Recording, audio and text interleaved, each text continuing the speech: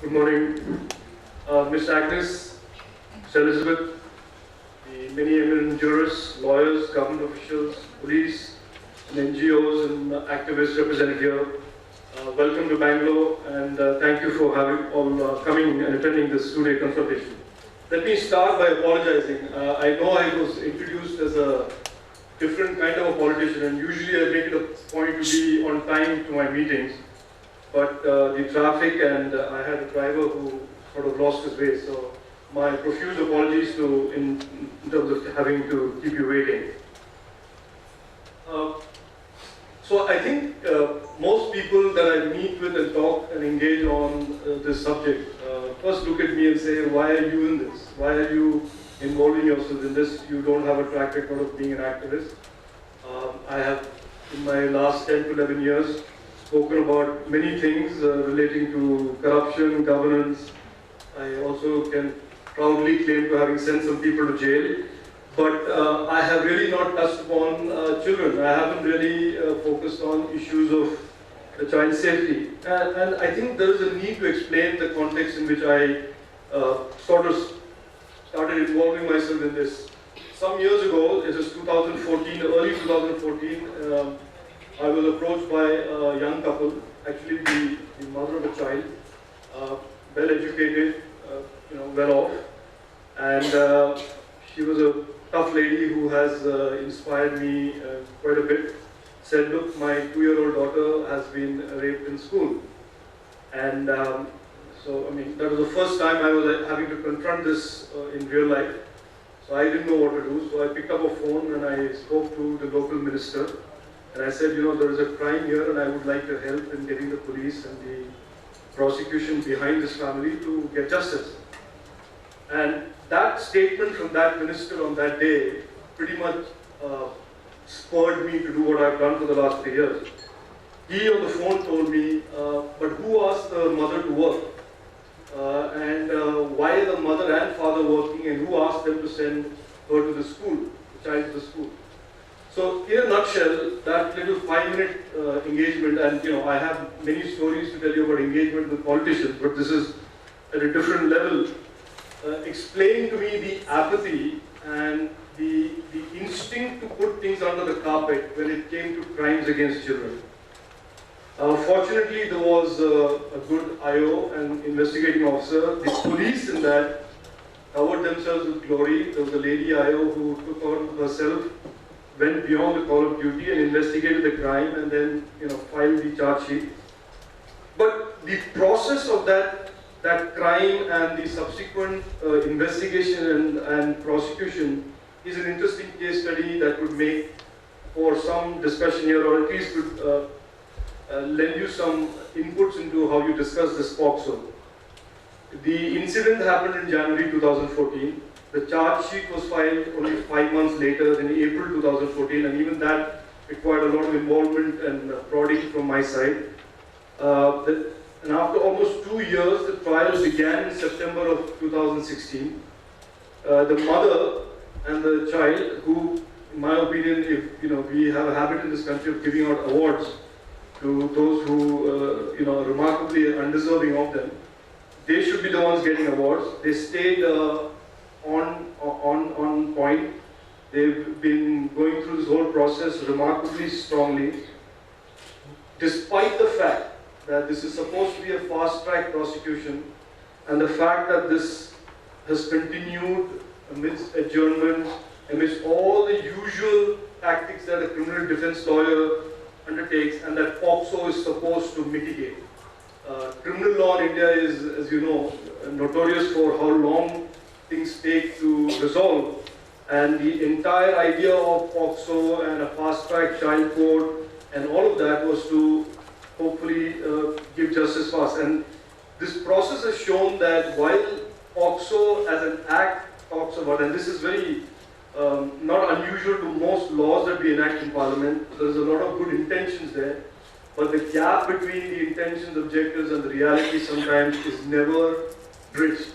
And there is no discussion about the law post the passing of the law to evaluate how effective it is, and therefore this kind of a consultation makes for a good assessment of whether the law is really working. So anyway, in a nutshell, the child, the victim of the crime, continues to look for justice. The trial continues to struggle along, and it has in a lot of ways shown me what the problem is, at least to my understanding. And I accept and very readily acknowledge that in this room there are people who have much more years of experience on the subject and are much more passionate and active on the subject. But I would like to share from my, let us say, 35,000 feet above sea level or 20,000 feet above sea level perspective.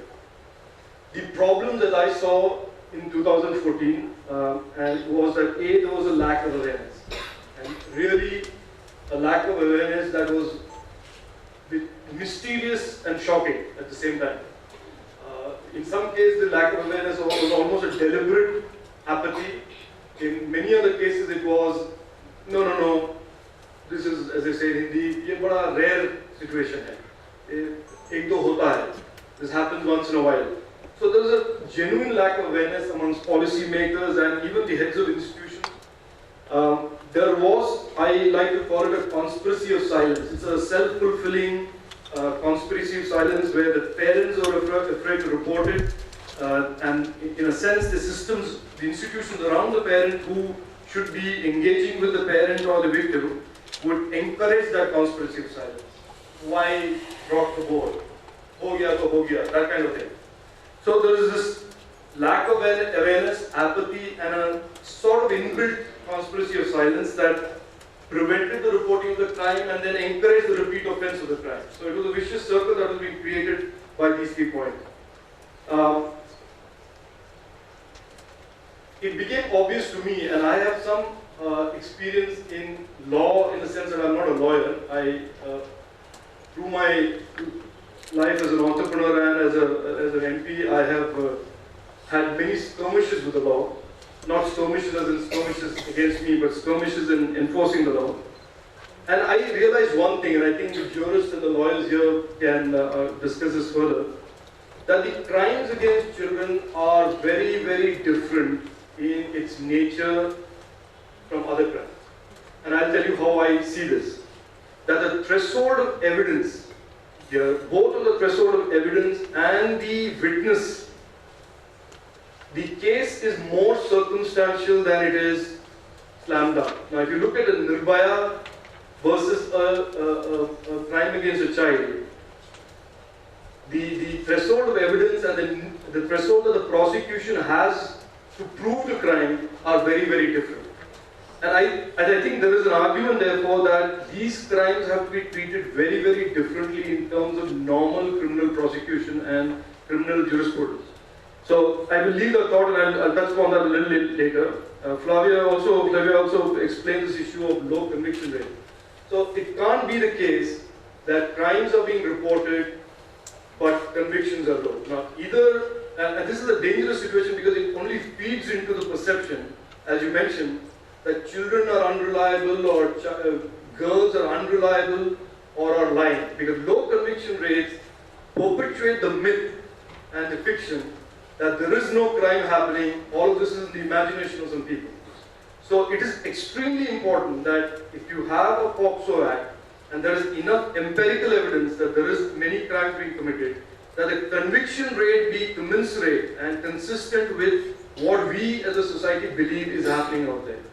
If you have a criminal law and you have enough evidence that there is these crimes happening, but the conviction rates are low, it feeds into the narrative that this is all a waste of time and is in somebody's imagination. So the conviction rates are an important measure of the effectiveness of POCSO and the important measure of how our judiciary and the police and the prosecution processes, 3 very, very important processes in our criminal justice system, are aligned to the task of protecting our children. I have, as I think Uttara in the introduction mentioned, so after having understood this, what I did was, I knew that the first thing I had to do was create the awareness. So I, almost cussed, I became a pain to a lot of people, kept raising these issues. And at one point, Maneka Gandhi, who was the Minister for Child and Women Development, began to take a very deep dislike towards me because I would ask questions in every session that were deeply uncomfortable. and nobody in government likes being asked uncomfortable questions. That's just a rule of politics. It doesn't matter who the minister is. So I became a real pain, and I've asked many questions. I've written a lot of letters. I've met people, but I think the tide has changed in the sense that the awareness of this has now significantly heightened. That's the awareness that children of India are at risk. I'm not taking credit for it. I just think all of us have worked to it. That the awareness that there is a problem is at a higher level than it was some years ago. The awareness that institutionally we are not necessarily as capacity and capability to do what the POCSO Act wants us to do or what is expected to do also is rising, and I think that is as well an important issue. There is recently a Government of India campaign, if you've noticed, on radio and I think it's on television as well, that reflects this awareness, because I think there is now a campaign, apart from the Beti Bachao, Beti Padhao campaign, there is now a campaign about child sexual abuse reported to the police, etc., etc. So that shows you that the people that are necessarily, that are in charge of public policy making and policy making are now beginning to understand that this is not some academic debating point, this is not something that just keeps some activists busy, this is a real problem that endangers a lot of our children. The second point I set out to do, and this is something that I believe in strongly, and I am glad that NCPOC has evolved as it has, is I genuinely believe that the problems of this country can be solved only in a cooperative manner. There are many, many pockets of excellence and passion in many, many areas. I've looked at this in the digital space, governance, economic reforms, governance reforms, including child protection. There are many of you who work in silos, you work independently, deeply committed to it. I have always, and I have been reasonably successful in getting solutions done in Parliament and in politics, but I have found that the underlying theme there is that if we work together, the chances of getting to some place which is really a measure of success is successful is higher. And I know that there are, especially in activist community, there tends to be turf, there tends to be ego, there tends to be my space, your space, my view, your view. But I think NCPOC has evolved as a sign of that if we can have our individual views, yes, we can have our individual differences, yes, but if we collectively come together saying that there ought to be a collective movement towards making our children safe, we have a much better chance of achieving success than, let us say, 20, 30 or all of us working independently. I will not take much more time. I'll just quickly sum up what I would think of some of the critical questions that this kind of a consultation could look at or could answer. These are my points of view, and they are not meant to contradict anybody else's. They can all be in the basket of issues that we look at. I think a good thing would be for us to look at what is working with the POCSO Act and what is not. I think we all accept that POCSO is the operating law to protect our children. So is it doing what it is supposed to do? If it is, what are the things it does well and what are the things it doesn't do well? Is there a need, for example, and I see this in the context of institutional capacity and capability, the judiciary, the police, the prosecution, is there a need for carving out child-specific zones in courts, in the police stations, in terms of even how the prosecution process. I mean, I use the word zones in a very virtual way. I don't mean zones as in physical zones, but child-specific approach, including the issue of evidence and threshold of evidence to prove, threshold of proof in crimes like this. Is there a need to look at crimes against children in multiple buckets? Flavia, with respect to what you said, crimes against children in family, crimes against children outside family have very, in my, again, I'm not the expert here, in how I've understood, they have very different underlying dynamics. Crimes against children outside the family have to do with criminals predating on children. There is no sociological family issue there. Those are just crimes that have to be tried under POCSO, and a criminal has to be prosecuted. Whereas child crimes against children in family, in contact with family, have a certain other set of dynamics, as I understand it. Should these be, in a sense, looked at differently? I don't mean separated, but should the approach be different as the POCSO Act, from a POCSO Act point of view? Again, when we say threshold of proof, threshold of evidence for prosecuting crimes against children, what is it that we can do to make these crimes be prosecuted faster? I know the instinct would be to say, let's open up on 100 courts or 200 courts or something like that. But that's not going to happen, because I tend to look at solutions that are at the real world and not wish for something that will never happen. Opening courts, increasing the capacity of courts is not going to happen in my lifetime, I don't think. I suspect it won't happen in the lifetime of the children of this generation either.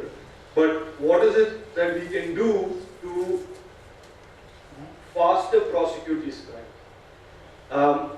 Is the institutional response, whether it's counseling, whether it's the hospitals, whether it's the police, what can we do to make it more sensitive? And this is consistent with that zone point that I made at the top of these points. I won't take anything more. I can only assure you that this is, I stumbled on this completely by a quirk of fate, but I have a habit of picking up issues and not letting them go till I see them to its natural conclusion. I am fairly determined that I will see this to its natural conclusion, where we are all able to sit around a table and say, India is a safer country for our children. And you know, I just say, I have defended constitutional rights in courts before. We've gone to the Supreme Court, and I think Article 21, 22 in this country, where we talk about right to life, right to personal liberty, as being the most precious of fundamental rights. Most people in India can defend themselves. Most adults can. All adults can. They can form a group and they can loudly agitate their demands and their rights. Children are the only community in this country that can't effectively create a mob rally, go outside their local leader and say, we want this, we want this. So therefore, there is an obligation on all of us to defend Article 21, 22 rights that accrue to children. That is our fundamental duty, and you know, 51A talks about fundamental duties of citizens. I believe strongly that this is a fundamental duty of every citizen. So thank you, and thank you for being here, and I hope and I wish you all a successful two-day consultation. Thank you, Jai Hind.